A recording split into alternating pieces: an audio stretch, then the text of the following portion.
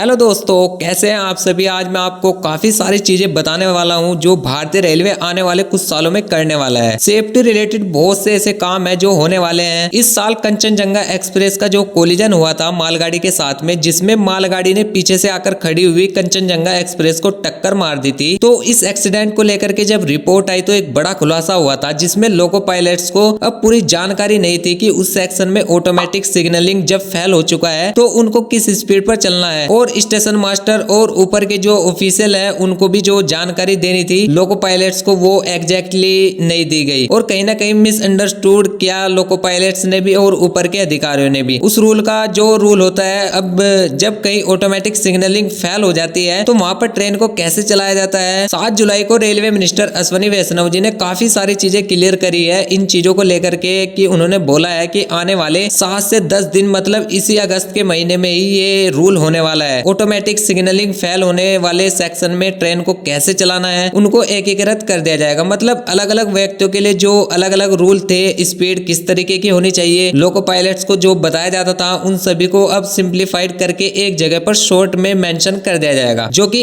Easily understand कर सके लोको pilots को, और जो और अधिकारी है वो भी, जो कि मिसअंडरस्टैंडिंग क्लियर कर देगा जो अधिकारियों के बीच में लोको पायलट्स के बीच में हो रही थी। और अश्विनी वैष्णव जी ने बताया है वो लोग एक एम लेकर चल रहे हैं कवच 4.0 को इम्प्लीमेंट करने का। अक्टूबर से शुरू होने जा रहा है इस साल, और उन्होंने कहा है कि 4000 किलोमीटर लगभग पर ईयर इस कवच 4.0 को इम्प्लीमेंट किया जाएगा भारतीय रेलवे में। तो यहाँ पर उन्होंने ये भी बताया है कि टारगेट लेके चलने के अगले 3 सालों में 9000 किलोमीटर पर कवच को इंस्टॉल कर दिया जाएगा। जो कवच 4.0 होने जा रहा है, मैंने आपको बताया है कि 2000 लोकोमोटिव्स के अंदर कवच की डिवाइस लग जाएगा। ऐसे में 2 साल जो अगले आने वाले हैं उसमें उन्होंने पहला टारगेट लिया है 10,000 लोकोमोटिव के अंदर जो कि हाफ होते हैं यह कवच का डिवाइस लग जाएगा। उन्होंने बताया है कि हमारे देश में 100% जब कवच का इम्प्लीमेंट होगा तो उसके लिए उन्होंने डेडलाइन एक तरह की रखी है कि आने वाले 10 सालों के अंदर ही यह काम हो जाएगा। और 10 साल में लगभग 70,000 रूट किलोमीटर, जो कि अप्रोक्स आप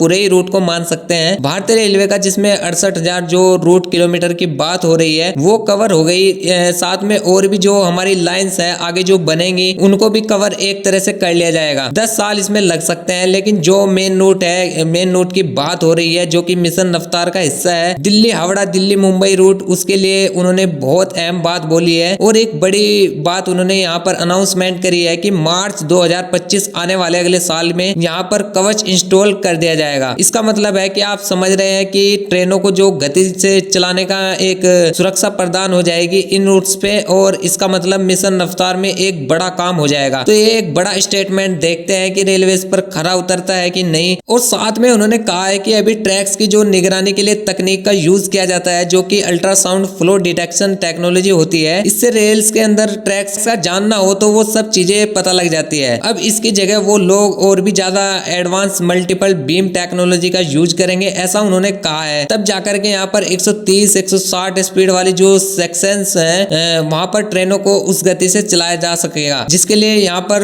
वो सेक्शंस बने